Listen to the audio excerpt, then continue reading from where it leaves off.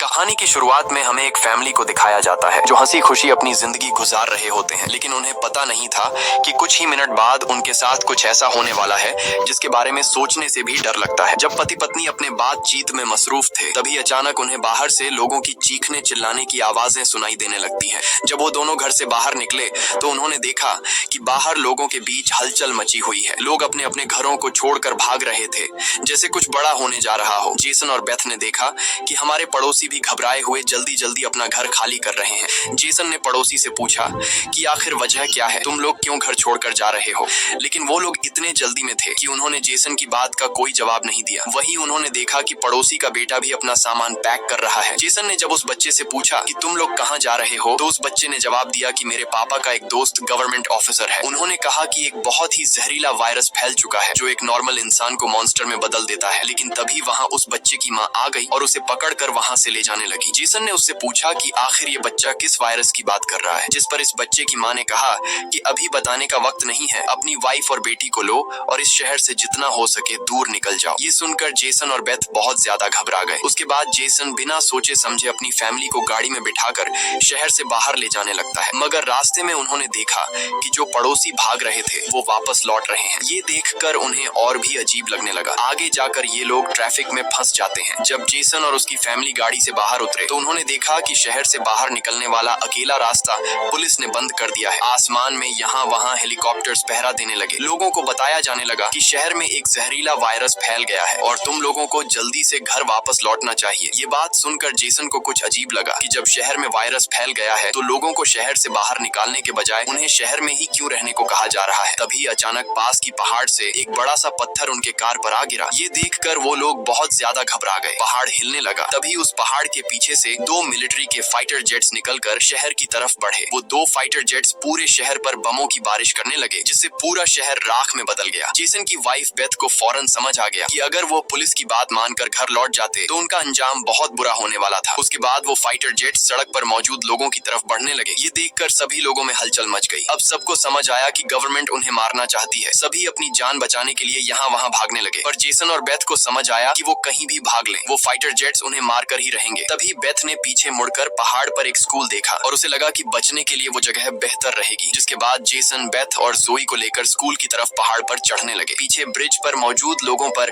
Fighter jets बम गिराने लगे। ये तीनों तेजी से दौड़ते हुए स्कूल तक पहुंच जाते हैं और खुशकिस्मती से वहां उन्हें एक टनल मिल जाता है और बम धमाके से कुछ ही सेकंड पहले वो जल्दी से उस टनल में घुस जाते हैं। जैसे ही बंकर का दरवाजा बंद हुआ, ऊपर एक जोरदार धमाका हुआ, लेकिन खुशकिस्मती से ये लोग बंकर के नीचे थे और इनकी जान बच गई। मगर इनके लिए हैरानी की बात ये थी कि आखिर ये कौन सा वायरस था कि गवर्नमेंट को शहर के सभी लोगों को मारना पड़ा। वो लोग कुछ भी नहीं समझ पा रहे थे। बस उन्हें ये पता चल चुका था कि अगर जिंदा रहना है तो चुपचाप बंकर में जिंदगी गुजारो। लेकिन इनके लिए परेशानी की बात ये थी कि आखिर ये लोग यहाँ कब तक जिंदगी गुजारेंगे और उन्हें पेट भरने के लिए खाने पीने का क्या करना होगा। अच्छी बात ये थी कि वहाँ ढेर सारा एक्सपायरी खाना रखा हुआ था जो 3 लोगों के लिए काफी लंबे समय तक चल सकता था। जेसन की वाइफ बेथ बहुत ज्यादा परेशान थी। वह अपनी बेटी जोई के बारे में सोचने लगती है कि अगर ये बीमार हो गई तब इसका क्या करेंगे। और बेथ दरवाजा बंद करते समय उसका हाथ भी लग गया था जिसमें काफी गहरी चोट आई थी। वो दोनों इस बात को लेकर भी घबरा रहे थे कि कहीं इस जहरीले वायरस ने उनकी बॉडी पर भी अटैक न कर लिया हो। मगर अभी ये सोचने का वक्त नहीं था। उन्हें अब इस बंकर को सेफ बनाना था ताकि ऊपर बंकर का दरवाजा कोई खोल न सके। जेसन ने लोहे की जंजीर से बंकर का दरवाजा मजबूती से बंद कर दिया और तय किया कि अब उन्हें यहीं पर छिपकर जिंदगी गुजारनी है। लेकिन जमीन के नीचे रहने का जीवन आसान नहीं था। हर दिन वही एक जैसा खाना, पीने के लिए कीचड़ से भरा हुआ पानी और खाली समय में वह ताश खेलते। बाहर की दुनिया से उनका पूरी तरह से कनेक्शन कट चुका था। कई दिनों तक यहाँ रहने के बाद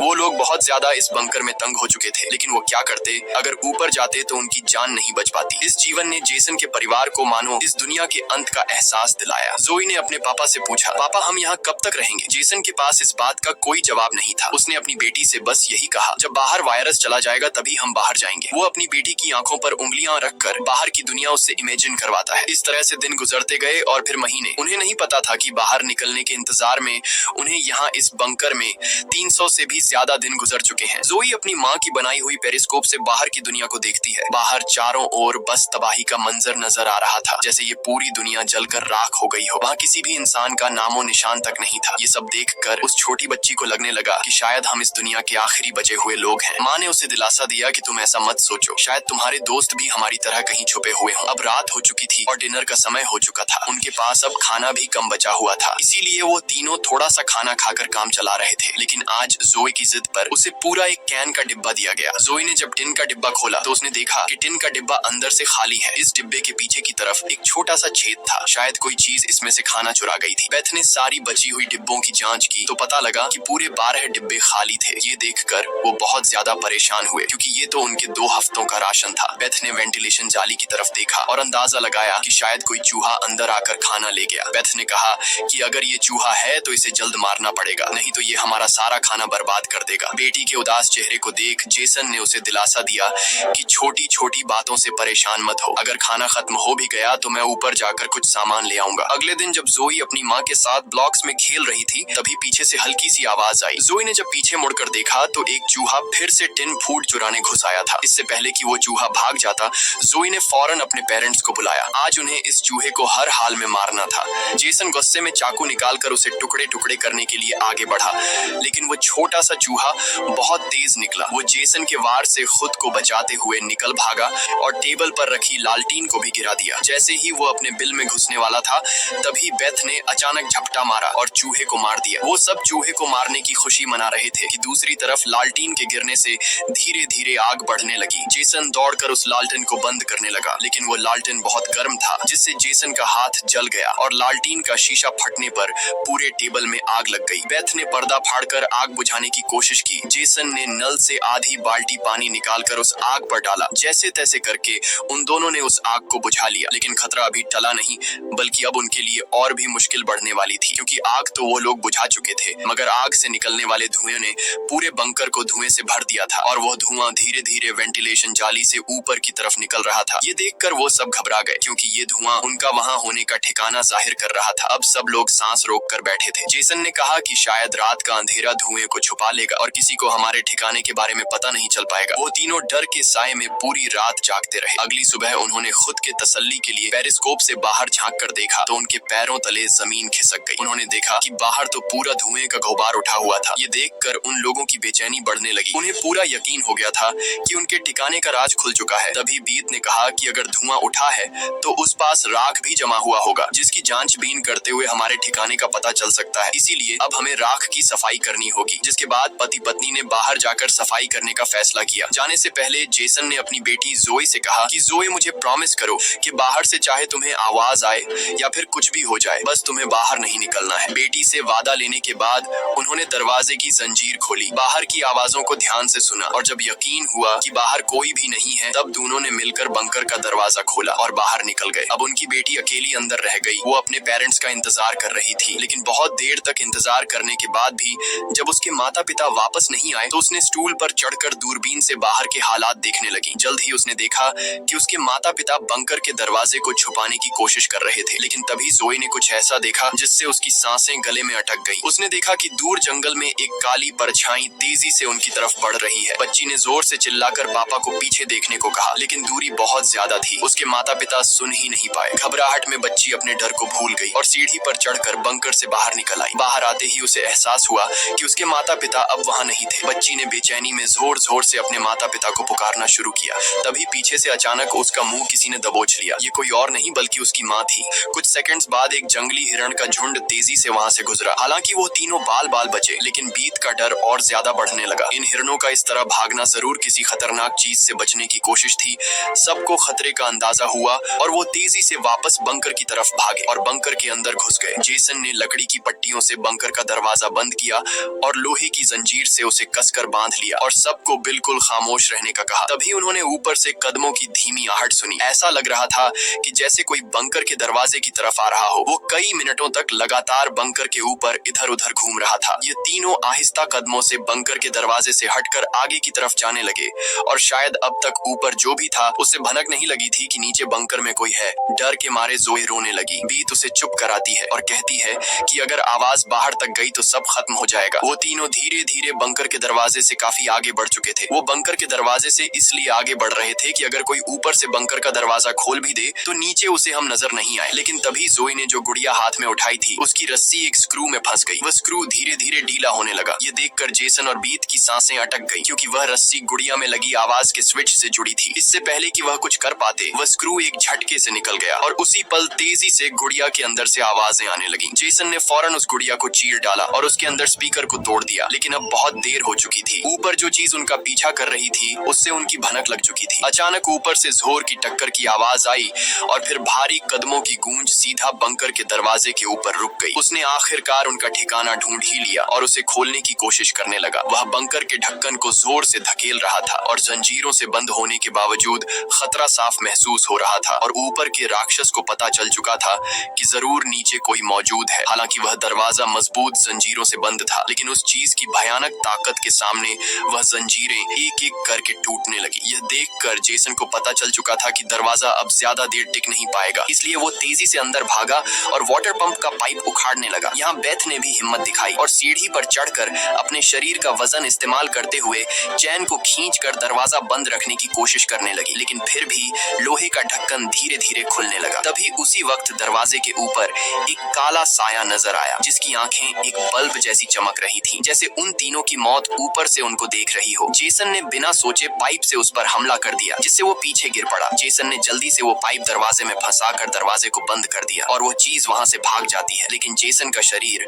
अब भी बुरी तरह कांप रहा था। वह कभी सोच भी नहीं सकता था कि बाहर की दुनिया में न सिर्फ बेरहम सोल्जर्स थे, बल्कि खतरनाक राक्षस भी घूम रहे थे। वह पूरा परिवार सीढ़ियों के पास मायूस बैठ जाता है, क्योंकि अब उनका ठिकाना उजागर हो चुका था। अब किसी भी वक्त उन पर हमला हो सकता था और उन्हें इस बात का अंदाजा भी हो चुका था कि इस बार तो एक आया था, लेकिन अगली बार जब वो आएंगे तो उनकी तादाद काफी ज्यादा होगी और हम उनके सामने कुछ नहीं कर पाएंगे। थोड़ी देर बाद अचानक अलमारी हिलने लगी। जेसन और बेथ समझ गए कि उसने अपने बाकी साथियों को भी बुला लिया है। ऊपर से तेज कदमों की आवाजें सुनाई देने लगी, मानो हजारों जीव उनके सिर पर दौड़ रहे हों। फिर वह सभी बंकर के दरवाजे पर इकट्ठा हो गए। उनके डर से नीचे जेसन, बेथ और जोए कांप रहे थे। तभी उन्होंने अचानक एक जबरदस्त हमला शुरू कर दिया। इस बार की ताकत पहले से कहीं ज्यादा थी। मजबूत लोहे का दरवाजा टूटकर नीचे गिरा और बंकर के दरवाजे पर ढेर सारी आंखें चमकने लगी, जिसे वह लोग डर के मारे पीछे की तरफ भागने लगे, लेकिन वह राक्षस भी उनके पीछे चलते आ रहे थे। बेथ ने अपनी तेल की लैंप फेंक दी और उनके और अपने बीच पर्दे में आग लगा दी और अलमारी को पकड़कर दोनों ने उनके बीच रास्ते को ब्लॉक कर दिया। वह सभी तेजी से बंकर के अंदर की तरफ भागने लगे, पर वह लोग जानते थे कि यह सब उन्हें ज्यादा देर नहीं रोक सकते। उनके पास अब बचने का कोई रास्ता नहीं था। तभी बच्ची को जमीन की ओर खुलने वाला एक वेंटिलेशन दिखाई दिया। जेसन ने ताकत से उसे तोड़ा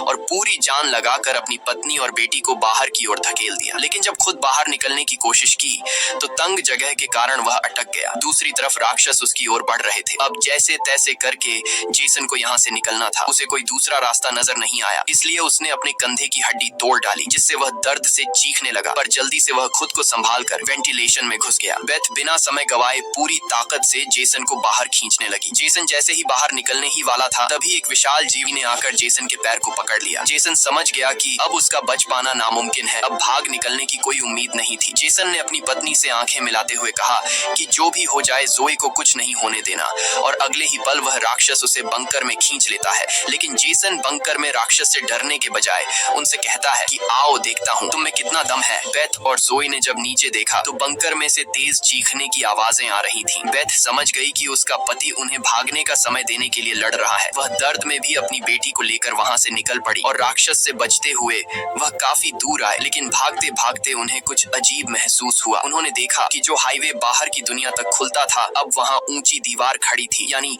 अब इस शहर से कोई भी बाहर नहीं निकल सकता है। तभी वहाँ हेलीकॉप्टर दूर से उड़ता हुआ आया। जब बेथ ने पीछे मुड़कर देखा तो वह एक आर्मी हेलीकॉप्टर था। वह हेलीकॉप्टर तेजी से उनके पास आकर उन पर अपनी तेज स्पॉटलाइट चमकाई। ये दोनों जैसे ही वहाँ से भागने वाले थे, तभी ऊपर से उन पर एक बड़ा जाल आ गिरा, जिसमें ये दोनों फंस गए। वह दोनों हर एक संभव तरीके से जाल से खुद को छुड़ाने की कोशिश करने लगी, लेकिन जाल ने इन दोनों को बुरी तरह से जकड़ लिया था। बेथ ने जाल की जाली के बीच से देखा कि कुछ हरी आंखों वाले काले साए उनके पास आ रहे हैं। तभी यहाँ हमें कहानी का असल राज मालूम हुआ। ये जो बंदूक थामे पीली आंखों वाले लोग जिसे हम राक्षस समझ रहे थे, ये असल में कोई एलियन या फिर वायरस से इन्फेक्टेड लोग नहीं थे, बल्कि ये तो मिलिट्री के सोल्जर्स थे जो गैस मास्क और नाइट विजन ग्लासेस लगाए हुए थे। वही आंखें जिसकी पीली चमक उन्हें किसी दूसरी दुनिया का दिखा रही थी। लेकिन सवाल आता है कि आखिर आर्मी वाले इन लोगों के जान के दुश्मन क्यों बने हुए थे? ये सारा राज आपको आगे की थोड़ी सी बची हुई स्टोरी में मालूम पड़ जाएगा। अब बेथ और जोए दोनों इन सोल्जर्स के कंट्रोल में थे। इनमें से एक सोल्जर ने एक बड़ी सी इंजेक्शन इंजेक्शन निकाली और दोनों के गले में बारी बारी से चुभा दी। जब इनके ब्लड को टेस्ट किया गया तो पता लगा कि ये दोनों भी जहरीले वायरस से इन्फेक्टेड हैं, जिसका मतलब कि ये दोनों इस धरती के लिए एक खतरा हैं, यानी अब इन्हें मार दिया जाएगा। असल में जब वायरस पहली बार फैला था तभी इस छोटे से शहर के कई लोग इसकी चपेट में आ चुके थे। ये वायरस हवा से फैलता था और ये वायरस एक इंसान से दूसरे इंसान को बहुत ही जल्दी लग जाता। इन्फेक्टेड लोग खुद भी नहीं जानते थे कि वो बीमार है और गवर्नमेंट के पास इस वायरस को रोकने का कोई एंटीडोट नहीं था। इन्फेक्टेड लोगों को मारने के अलावा गवर्नमेंट के पास दूसरा कोई रास्ता नहीं था। बेथ रो रो कर कहती है कि प्लीज मेरी बच्ची को जाने दो। जब बेथ ने देखा कि ये सोल्जर्स उसकी छोटी बेटी को भी नहीं छोड़ने वाले तो वो पूरी तरह गुस्से में आ गई। उसके चेहरे पर काले निशान उभरने लगे, लेकिन इससे पहले कि वो कुछ कर पाती एक सोल्जर की गर्दन से खून का फव्वारा फूट पड़ा। वो कोई और नहीं बल्कि मौत से लौट कर आया जेसन था। दरअसल बंकर में जेसन मरा नहीं बल्कि वहाँ वो खुद पर कंट्रोल खोकर वहाँ सभी सोल्जर्स को मार डाला। उस वक्त वो बहुत ज्यादा गुस्से में था। चेहरे पर काले निशान और आंखें गुस्से से लाल थीं और उसके जिस्म की ताकत कई गुना बढ़ चुकी थी और साफ दिख रहा था कि वो अब पहले वाला जेसन नहीं बल्कि वह एक अलग रूप में दिखाई दे रहा था। वो सोल्जर्स पर झपट झपट कर उन्हें मारने लगा, लेकिन वह गर्म हथियारों की गोलियों को नहीं रोक पाया और जमीन पर गिर गया। जब वो सोल्जर बेथ और जोई की तरफ बढ़े तो वह दोनों जाल तोड़कर भाग चुकी थी। सोल्जर्स उन्हें यहाँ वहाँ ढूंढने लगे, लेकिन उन्हें ये अंदाजा नहीं था कि बेथ भी एक राक्षसी रूप में बदल चुकी थी। उसने जोई को एक कार के अंदर छुपा दिया और खुद उन सोल्जर्स से लड़ने लगी। उसने कई सोल्जर्स को मार गिराया और फिर खुद भी गोली लगने से कार की छत पर गिर पड़ी। अंधेरे में छुपी उसकी बेटी ने ये सब देख लिया। अपने माता पिता की हालत देखकर वह भी गुस्से में आकर अपना आपा खो बैठी। एक छलांग में उसने एक सोल्जर को गिराकर उसका मास्क तोड़ दिया और उसे मारने ही वाली थी कि बेथ ने समय रहते उसे रोक दिया। वो नहीं चाहती थी कि उसकी बेटी भी एक दरिंदा बन जाए। बेथ ने उसे शांत किया। धीरे धीरे लड़की की नसों की हरियाली गायब हो गई और वो फिर से इंसान में बदल गई। लेकिन सोल्जर की किस्मत इतनी अच्छी नहीं थी। उसका सेफ्टी मास्क टूट चुका था और वो धीरे धीरे वायरस से इन्फेक्टेड हो गया। दूसरी तरफ जेसन की हालत बहुत गंभीर थी। उसने बेटी के चेहरे को देखकर अपने हाथ की 2 उंगलियां उसकी आंखों से फेरी और जेसन ने हमेशा के लिए आंखें बंद कर ली। उसी वक्त एक और हेलीकॉप्टर आ गया। बेथ अपनी बेटी को लेकर भागी। कबाड़ के ढेर से गुजरते हुए वो एक सुरंग में घुस गई। तभी वहाँ एक रोशनी उनकी आंखों पर पड़ी। देखने पर पता चला कि सामने वही पड़ोस का छोटा लड़का था जिसे हमने कहानी की शुरुआत में देखा था। फिर ये दोनों उसके पीछे चल पड़े। वो लड़का उन्हें एक गुफा जैसी टनल में ले पहुंचा जहाँ उस लड़के के माता पिता और भी कई सारे लोग छुपे हुए थे। असल में वहाँ उनके जैसे ही वायरस से इन्फेक्टेड लोग थे। जिंदा रहने के लिए वो सभी अंधेरे में चूहे जैसी जिंदगी गुजारने पर मजबूर थे। ये वायरस खतरनाक जरूर था लेकिन जानलेवा नहीं। ये वायरस इन्फेक्टेड इंसान के जिस्म पर तब ज्यादा जोर करता जब वो डर जाता या फिर गुस्से पर काबू नहीं रख पाता। लेकिन असल में उन लोगों ने खुद पर काबू पाना सीख लिया था। वो लोग शहर के सोल्जर्स को राक्षस समझते थे लेकिन असल में वो खुद राक्षस थे। इसी के साथ ये कहानी खत्म हो जाती है। अगर वीडियो आपको अच्छी लगी हो